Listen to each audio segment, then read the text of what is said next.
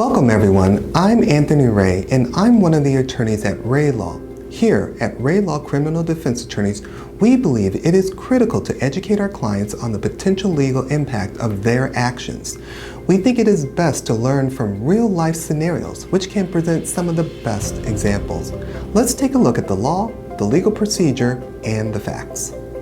In late April this year, a Michigan woman was charged with 2 counts of embezzlement. In this particular case, the woman was charged with 1 count of using a computer to commit a crime, 3 counts of using a financial transaction device without consent, 1 count of failure to file taxes, and 1 count of resisting or obstructing a police officer. The charges are being brought against a woman who allegedly embezzled $50,000 to $100,000 from an elderly lady for whom she was providing care. The woman allegedly stole from her client's bank account and used her Discovery card to obtain cash advances without consent.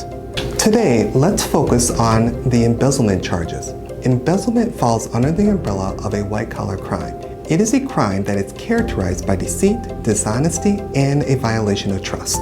Under Michigan law, a person is guilty of embezzlement if he or she disposes, uses, or takes any money or property of his or her own use from their employer or otherwise authorized principal. The fine and/or imprisonment is determined based on the value of the property. Normally, if the money or personal property that is embezzled has a value of $1,000 or more, the person will be facing a felony conviction. Although embezzlement is often associated with criminal conduct in a business setting, the crime can also occur between 2 private parties. As long as there is an employee-employer relationship or an agency relationship in which the accused had legal access to another person's money or property. In this case, the prosecution may argue that the elderly lady entrusted the woman to provide her with daily care and gave the woman the access to her funds in order to fund what is needed for the care. The prosecution will further argue that the woman improperly used the elderly lady's money for her own use. The legal standard for this crime is beyond a reasonable doubt standard.